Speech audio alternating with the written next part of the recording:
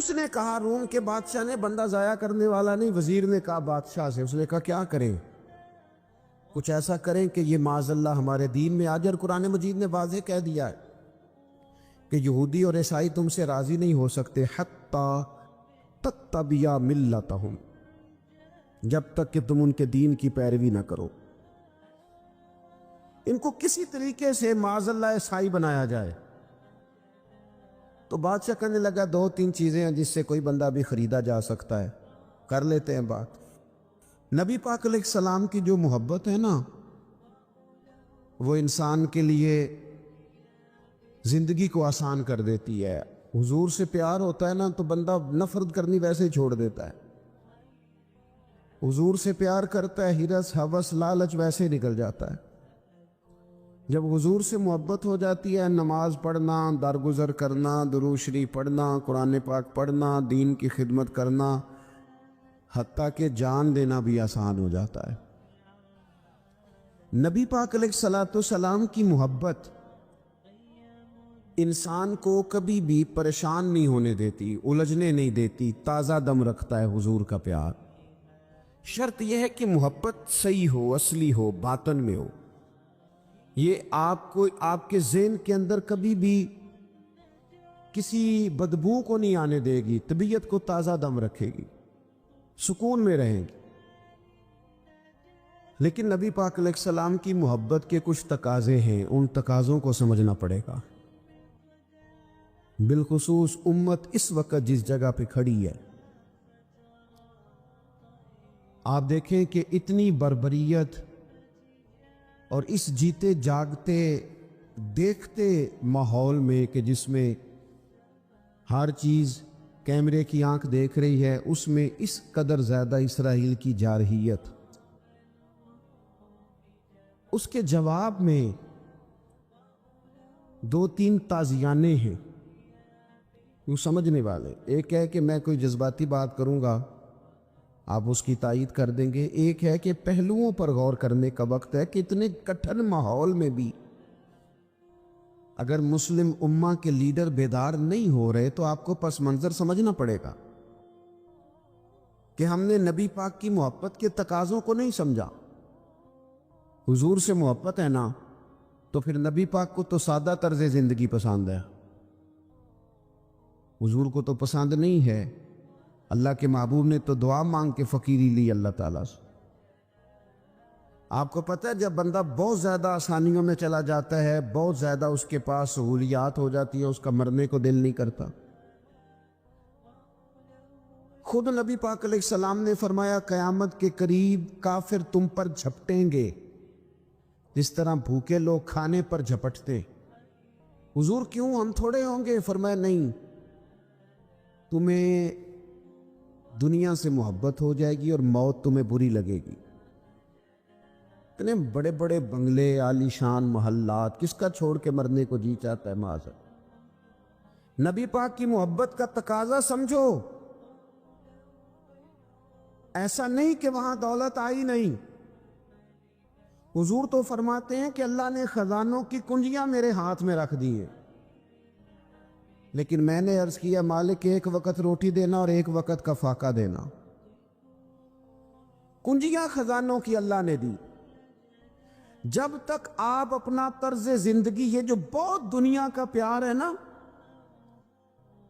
بہت زیادہ مرنے کی ہرس، یہ بہت زیادہ جینے کی ہرس تو اللہ تعالیٰ نے قرآن پاک میں یہودیوں کا طریقہ بیان کیا کہ وہ کبھی مرنے کی تمنا نہیں کریں کیونکہ جینے کی ہرس رکھتے ہیں۔ نبی پاک علیہ السلام کے غلاموں، طرز زندگی جب تک سادہ نہیں ہوتا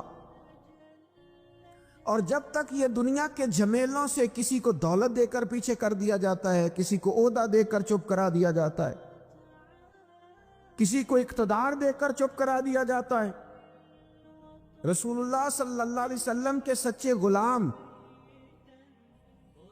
ان ایک بات کی سمجھ آ گئی تھی کہ ہمیں ہمارے رب نے کہا ہے قُلْ إِن كُنْتُمْ تُحِبُّونَ اللَّهَ فَاتَّبِعُونِي يُحْبِبْكُمُ اللَّهُ۔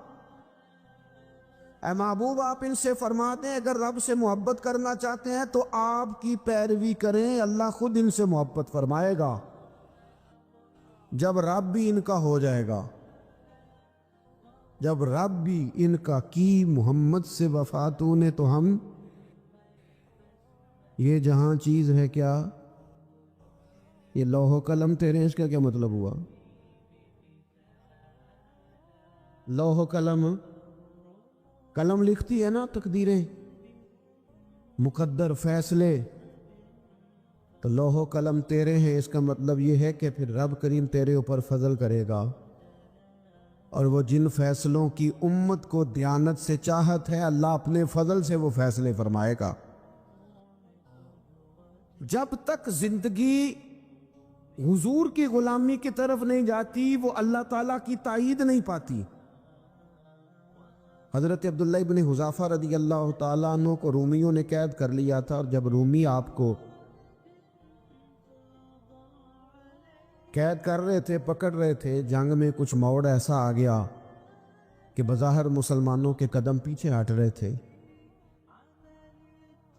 1000 آدمی نے، 100 آدمی نے مل کے آپ کے گرد گھیرا ڈالا اور بڑی مشکل سے آپ کو گرفتار کیا۔ جب بادشاہ کے سامنے لے گئے نا، تو بادشاہ سے اس کا سپہ سالار کہنے لگا کہ بندہ ضائع کرنے والا نہیں۔ یہ بات سمجھیں آپ، ہماری طبیعت کے مطابق جو بندہ پورا نہیں اترتا ہم ضائع کر دیتے ہیں۔ حالانکہ اگر آپ کو مخالف صف میں بندہ کام کا نظر آئے تو آپ غور فرمائیں کہ یہ ہمارے قافلہ محبت میں کیسے شامل ہو سکتا ہے، اس کے لیے جد و جہد کریں تاکہ اس سے کام لیا جا سکے۔ اس نے کہا، روم کے بادشاہ نے، بندہ ضائع کرنے والا نہیں۔ وزیر نے کہا بادشاہ سے، اس نے کہا کیا کریں؟ کچھ ایسا کریں کہ یہ معاذ اللہ ہمارے دین میں آ جائے۔ اور قرآن مجید نے واضح کہہ دیا ہے کہ یہودی اور عیسائی تم سے راضی نہیں ہو سکتے حتی تتبع ملتہم، جب تک کہ تم ان کے دین کی پیروی نہ کرو۔ ان کو کسی طریقے سے معاذ اللہ عیسائی بنایا جائے۔ تو بادشاہ کہنے لگا 2-3 چیزیں ہیں جس سے کوئی بندہ بھی خریدا جا سکتا ہے، کر لیتے ہیں بات۔ اس نے سب سے پہلے حضرت عبداللہ ابن حذافہ سے کہا کہ جتنے پیسے آپ کہیں گے آپ کو ملیں گے، آپ اس دین میں آ جائیں معاذ اللہ۔ تو حضرت عبداللہ ابن حذافہ نا، کچھ لوگ بڑے سیانے ہوتے ہیں، بردبار ہوتے ہیں، بعض باتوں پر غصہ نہیں کرتے، ہنستے۔ حضرت عبداللہ ابن حذافہ ہنس پڑے، فرمانے لگے تجھے کس نے بادشاہ بنایا؟ تو بڑا بیوقوف آدمی ہے۔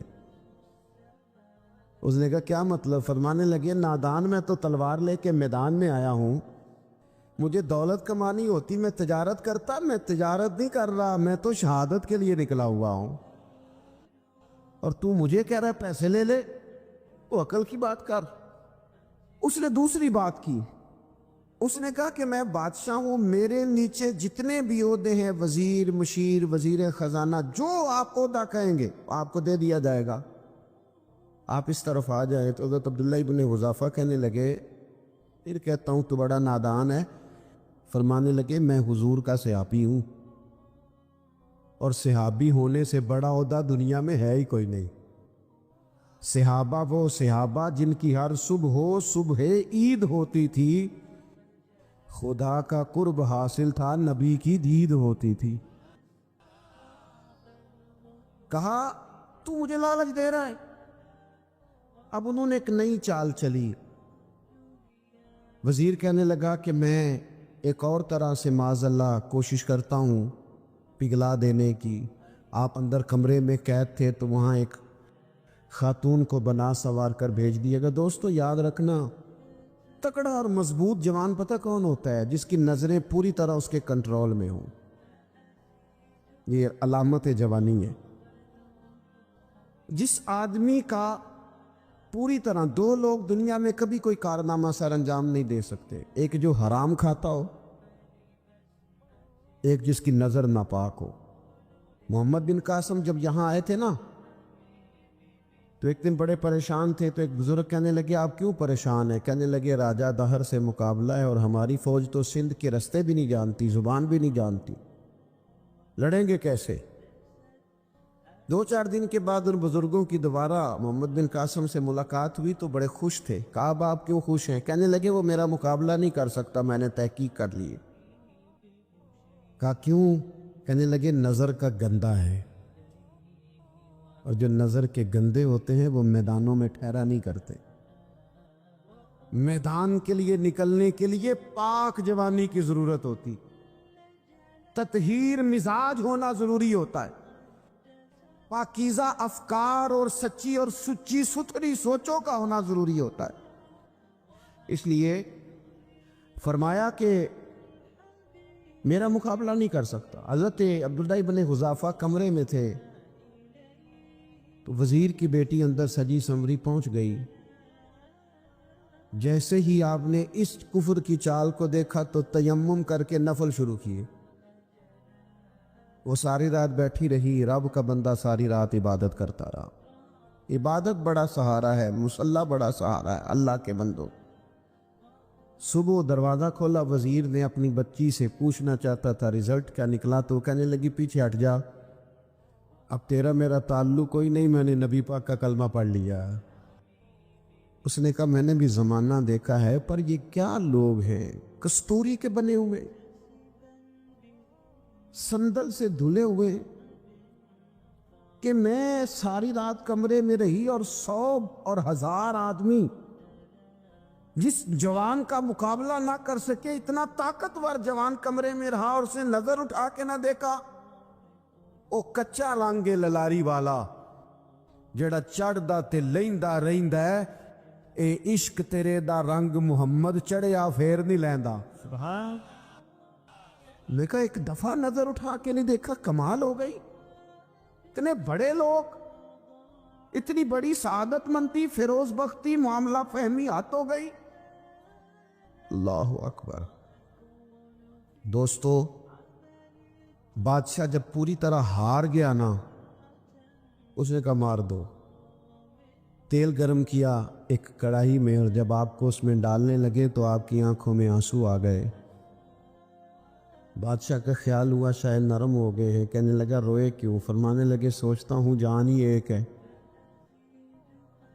कितना मज़ा है उसकी राह में जान देने का, कितनी लज्जत है उसके नाम पर मरने में, कितना लुत्फ है।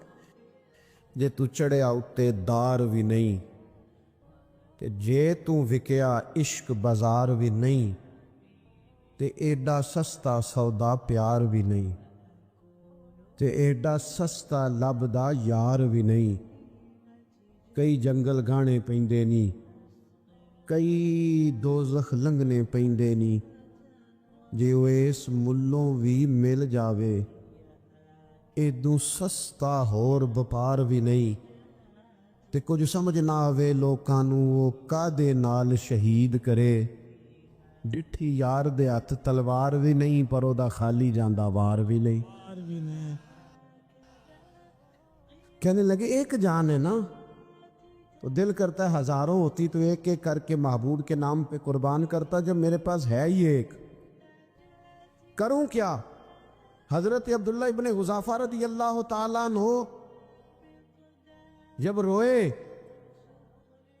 और बादशाह ने ये बात सुनी तो बादशाह उठ के खड़ा हो गया, सारे वजीरों मुशीरों को कहने लगा तुमने कहा था ना बंदा जाया करने वाला नहीं, ये भी जाया करने वाला नहीं। कहने लगा मेरा माथा चूमो, तुम जैसे लोगों को कत्ल नहीं करना चाहिए, आज़ाद करना चाहिए। अजीज, अपनी ज़िंदगी से ना ये बहुत ज़्यादा हिरस, हवस, तमा, और ये किसी बात की भी हो, हिरस सिर्फ पैसों की नहीं होती, शोहरत की भी होती है। ये बीमारी इंसान को इख्तदार की भी होती है, तारीफ की भी बीमारी होती है। ये सारे नुक्स होते हैं लोगों, और माज़अल्लाह भाग जुब्बों कुब्बों के अंदर भी होते हैं, वहां भी पनपते। अपनी जिंदगी जब तक उस सादगी में नहीं लाओगे जो रसूल पाक ने अता फरमाई, जब लोग आसानियों में पूरी तरह उलझ गए तो फिर वो दूर हुए और कुफर चढ़ गया। दूसरी बात, अल्लाह के महबूब सल्लल्लाहु ताला अलैहि वसल्लम की मोहब्बत हमसे तकाजा करती है کہ ہم اس مشن کے لیے کام کریں جس مشن کے لیے رسول پاک نے کام فرمایا ہے۔ ہم سارے کام بڑی مضبوطی سے، سوچ سمجھ کے، تدبر سے، حکمت سے، تقاضوں کو مد نظر رکھتے ہوئے کرتے ہیں سارے کام۔ دین کے کام میں ہمارا مزاج نہیں ہوتا، او ہو جائے گا جی، آپ بسم اللہ پڑھیں جی، شروع کریں جی۔ آپ تقاضوں کو سمجھیں، چیزوں کو دبائیں نہیں، چیزوں پر غور کریں۔ کسی کی ذہن کی سطح پر سوال ابھرتا ہے، اس کا تسلی بخش جواب دیں۔ اپنی زندگی میں دین کے کام کے لیے اپنے آپ کو وقف کریں، اور دین کے کام کے بہت سارے پہلو ہیں۔ ہزاروں لوگوں کو قرآن پاک ٹھیک پڑھنا نہیں آتا، ہزارہا لوگ ہیں جو قرآن مجید کے مطالب سے آگاہ نہیں ہے، دین کی بنیادی ضروریات سے لوگ نابلد ہیں۔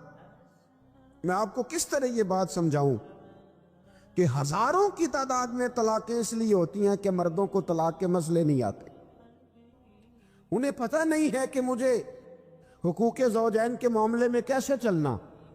ڈھیر سارے گھروں میں تباہی اس لیے ہے کہ تربیت اولاد کا دینی منہج ہمیں نہیں پتا۔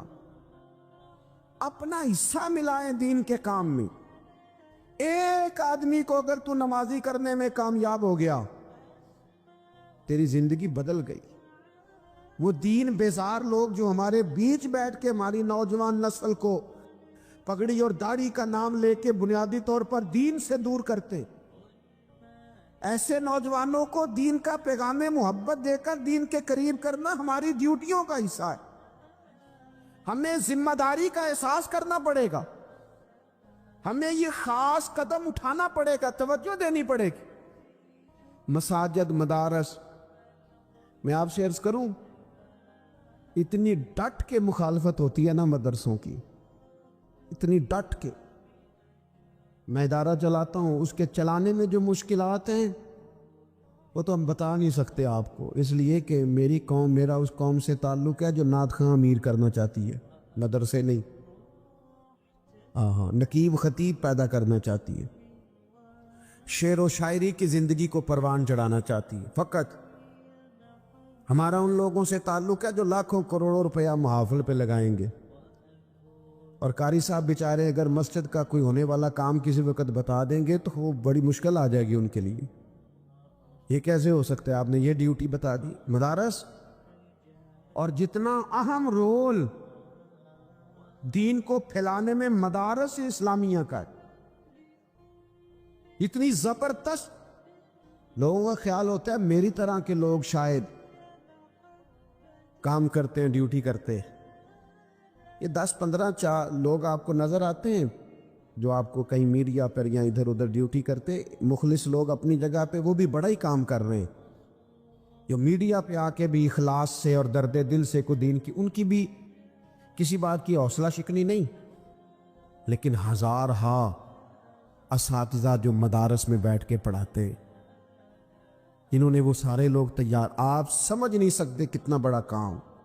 حفظ کا استاد جو ہوتا ہے نا، اس کی ڈیوٹی 24 گھنٹے ہوتی ہے، فجر سے پہلے، اور اس نے بچوں کو اٹھانا ہے۔ تنخواہ تو ہم انہیں دینا نہیں نہ چاہتے جی، تنخواہ نہیں دے دی انہوں نے، ہمیں مولوی امیر نہ ہو جان۔ مولوی نو تے سوٹ بھی 27ویں والی رات دے ہی ہے تاکہ کدھر سوان کے عید والے دن پا نہ لوے، کیونکہ 27ویں تو بعد تے درزی پھڑتا ہی کوئی نہیں، کیوں حضرت؟ ایسا ہی ہے نا، اس وقت تو نہیں نہ لیتا۔ تو ہم چاہتے ہیں مولوی ہماری مرضی کے ہماری طرح کا سوٹ نہ پہن لے۔ مدارس کی مضبوطی آپ یہ دیکھ لیں، یہ صلاح الدین ایوبی کا تعلق بھلا کس چیز سے تھا؟ غوث اعظم کے مدرسے سے۔ حضور غوث اعظم کے مریدوں کی جماعت اس کے ساتھ شامل تھی۔ کون لوگ تھے جنہوں نے مدارس سے فیض پایا؟ رازی اور غزالی، حضور غوث اعظم، خواجہ اجمیر، یہ سب لوگ مدارس کے لوگ ہیں۔ کمزوریاں ہیں، غلطیاں ہیں، بہت ساری چیزوں کی اصلاح کی ضرورت ہے، لیکن یہ دین کا بہت بڑا قلعہ ہوتا ہے مدرسہ، لیکن اس کی مخالفت کی جاتی ہے۔ مجھے بتائیے، اگر مدرسوں میں کمزوریاں ہیں تو کالجوں یونیورسٹیوں میں نہیں ہیں؟ ہم نے کبھی مخالفت کی ہے بند کر دو سارے؟ لیکن لوگوں کا جب خیال آتا ہے، جب ہمارے ایک سابقہ وزیر صاحب تھے، سر راہ کسی دعوت میں میری ان سے ملاقات ہو گئی تو انہوں نے کہا مدرسوں کا کردار کیا ہے آج کے ماحول میں؟ میں نے انہیں کہا کہ مختلف کورسز آپ کراتے ہیں نا، تو اس کے لیے پھر مختلف ویکینسیز ہوتی ہیں جہاں بچوں کو مدرسے کا کورس کرایا جاتا ہے تو استاد بننا ہوتا ہے، اس نے خطیب بننا ہوتا ہے، مسجد کی ڈیوٹی کرنی ہوتی ہے۔ میں نے کہا بالکل کوئی حکومت سرپرستی نہیں کرتی، لیکن اللہ کا فضل ہے۔ کبھی آپ نے حکومت سے سنی ہے جس میں جمعے والے دن مولوی نہ ملا ہو جمعہ پڑھانے کے لیے؟ کبھی آپ کو رمضان میں ایسی مسجد ملی ہے جس میں قرآن مجید سنانے کے لیے حافظ نہ ملا ہو؟ یہ ہو سکتا ہے کسی حافظ کو مسجد نہ ملے۔ تو مدارس کے ذمے جو کام تھا مدارس نے جم کے کیا ہے اور ڈٹ کے کیا اللہ کے فضل سے۔ اور مدارس کے لوگوں کو بھی کمزور نہیں پڑنا چاہیے، کبھی کسی وزیر مشیر مالدار کے روب میں نہیں آنا چاہیے، قطعاً نہیں۔ کیوں؟ کہ یہ وہ عظیم لوگ ہیں رسول اللہ صلی اللہ علیہ وسلم کے دین کے غلام، کہ ابھی ایک لفظ نہیں پڑا ہوتا الف با تا سا، پہلے دن گھر سے نکلتے ہیں تو حضور فرماتے ہیں اللہ کے فرشتے ان کے پیروں کے نیچے پر بچھا بھی دیتے ہیں، پہلے دن اتنا بڑا اعزاز ملتا ہے۔ تو حضور کی محبت کا تقاضا ہے، دین کا کوئی کام کیا جائے۔ ایک خاتون مسجد نبوی شریف میں جھاڑو دیتی تھی، پر کوئی کام تو کرتی تھی نا۔ اور کس مسجد میں؟ جہاں 70,000 فرشتے صبح آتے ہیں، 70 شام آتے ہیں، اس مسجد میں وہ خاتون جھاڑو دیتی تھی۔ بخاری ہے، جب ان کا انتقال ہو گیا صحابہ نے سوچا کہ حضور کو تکلیف ہوگی، بغیر بتائے جنازہ پڑھ دیا۔ حضور صبح تشریف لائے، تازی قبر دیکھی، اور محبوب وہ ہیں جو فرش پہ کھڑے ہو کے عرش کی خبریں دیتے ہیں۔ نبی پاک علیہ الصلوۃ والسلام نے فرمایا کہ مجھے اطلاع کیوں نہیں دی اس کے انتقال کی؟ یہ کرم دیکھو، کوئی ڈیوٹی تو کرتی تھی نا یار، پر خلوص سے، پر پیار سے، پر اللہ کو راضی کر دے گا، پر درد دل سے۔ اور دین کی ڈیوٹیاں کرنے والے دوستو سنو، حضور صبح آئے، قبر کو دیکھ کر فرمایا مجھے کیوں نہیں بتایا؟ یا رسول اللہ آپ کو تکلیف دینا مناسب نہ جانا؟ تو قبر پہ کھڑے ہو کے حضور نے فرمایا صف بناؤ، میں دوبارہ جنازہ پڑھاؤں گا، صف بناؤ میں دوبارہ جنازہ پڑھاؤں گا۔ کوئی ڈیوٹی تو۔ تیسرا تقاضا حضور کی محبت کا، سمجھو میں بس بڑی جلدی بات سمیٹنے لگا ہوں، حضور کی امت سے پیار کرو، یہ نبی پاک کی محبت کا تقاضا ہے۔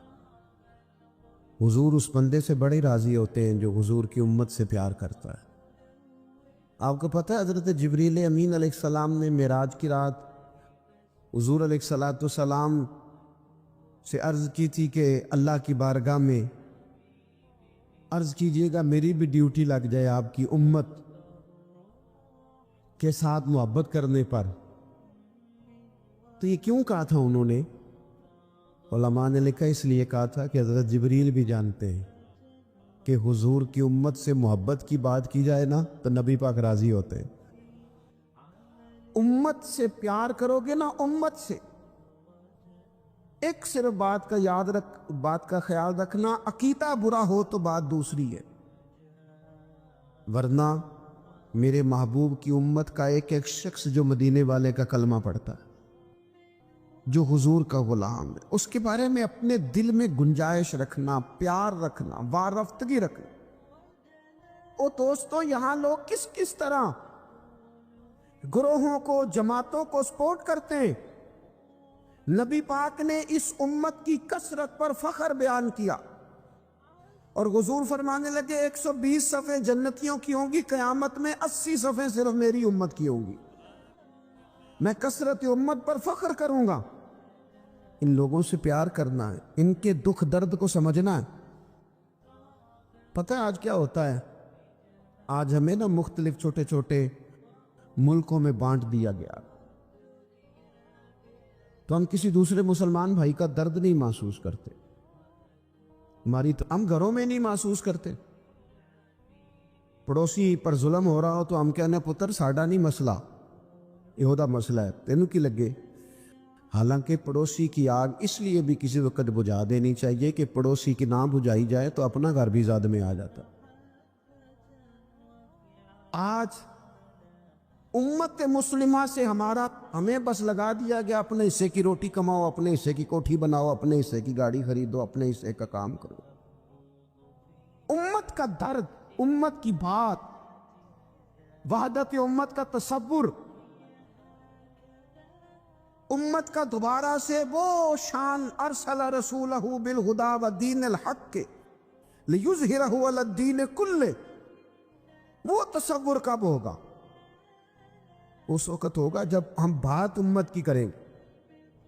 نبی پاک علیہ السلام نے فرمایا مسلمان کی مثال ایک جسم کی طرح ہے، جسم کے ایک حصے کو تکلیف ہو تو سارا آزمائش میں آ جاتا ہے۔ مجھے بتاؤ یہ انگلی درد کرتی ہو، یہ انگلی جسم کا حصہ ہے نا،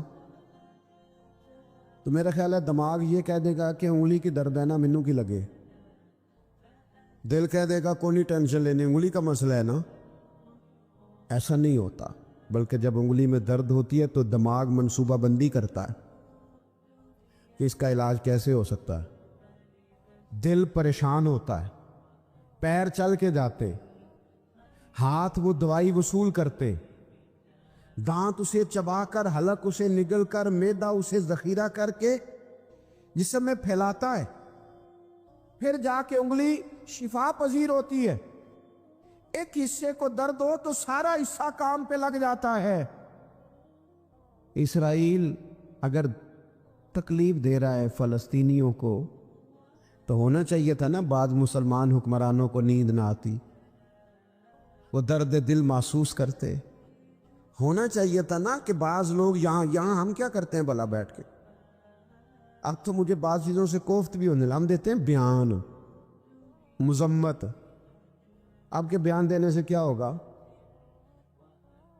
فلانے نے بھی بیان دے دیا، فلانے نے بھی کلپ دے دیا، یہ کیا کر رہے ہیں؟ یہ تو آپ زندہ رہنا چاہتے ہیں، وہ جس طرح آج کل ہمارے ہاں بہت ساری چونکہ جماعتیں ہیں تو کشمیر ڈے آتا ہے نا تو مل کے ریلی نہیں نکالی جا سکتی، سوال نہیں پیدا ہوتا، کیونکہ ہمیں جماعتوں کو زندہ رکھنا ہے۔ اس جماعت کی خبر الگ لگنی چاہیے، اس جماعت کی خبر الگ، تو ایسے کوئی انقلاب آئے گا؟ یاد رکھنا امت کو پوری کو ایک طاقتور آواز بننا پڑے گا، ہمیں تھوڑا تھوڑا اوپر اٹھ کے سوچنا پڑے گا۔ خدا را اللہ تعالیٰ مجھے معاف کرے اگر کوئی بات میں ستی کر رہا ہوں، دل کی گہرائی سے عرض کرتا ہوں اب تو بڑا سخت وقت آ گیا، اب چونکہ اب تو کیمرے کی آنکھ آئی ہے تو وہ زخمی بچے دیکھے نہیں جاتے، وہ تڑپتی مائیں دیکھی نہیں جاتی، وہ سسکتی اور آواز دیتی بیٹیاں سنی نہیں جاتی، وہ آوازیں ایسی ہیں جیسے وہ رات کے سناٹوں میں چیخیں بن کے لوگوں کو جگایا کریں گی۔ خدا را کچھ جرم ایسے ہوتے ہیں جن کی سزائیں بڑی سخت ہوتی ہیں، جن کی معافی بڑی مشکل سے ہوتی، اپنے اندر جذبہ ایمانی پیدا کریں۔ اور میرے دوستو بستر پر بھی تو لوگ ماری جایا کرتے ہیں، اپنی زندگی رسول اللہ صلی اللہ علیہ وسلم کے دین کے نام کرو، جذبہ جہاد، شوق شہادت اور عشق رسول، یہ عناصر ہیں جو امت مسلمہ کو پیروں پر کھڑا کریں۔ 2 منٹ کے لیے سوچو، امت اگر اسی طرح کٹتی رہی، پریشان رہی، دکھتی رہی اور باری باری کر کے، اقبال نے کیا کہا تھا؟ اس نے کہا تھا وطنوں میں، انہوں نے کہا تھا کہ ان تازہ خداؤں میں بڑا سب سے وطن ہے، جو پیرہن اس کا ہے وہ مذہب کا کفن ہے۔ تو اقبال ہم کیا کریں؟ کہنے لگے بازو تیرا توحید کی قوت سے کبھی ہے، اسلام تیرا دیس ہے، کیونکہ تو مصطفی ہے، تو بحیثیت مسلمان سوچنا شروع کر، بحیثیت مسلمان، اور یوں تو سید بھی ہو، مرزا بھی ہو، افغان بھی ہو، تم سبھی کچھ ہو، بتاؤ کہ مسلمان بھی ہو، تمہارے اندر کہیں سے کوئی مومن بھی بولتا ہے کہ نہیں؟ इलाकाई तासुबात और मुल्की सरहदों में कैद हो जाने वालों, तुम एक नबी की उम्मत हो। क्यों नहीं समझते? जब कश्मीर की बेटी रोती है तो मदीने वाले महबूब पाक अलैहिस्सलाम की उम्मत की बेटी रोती।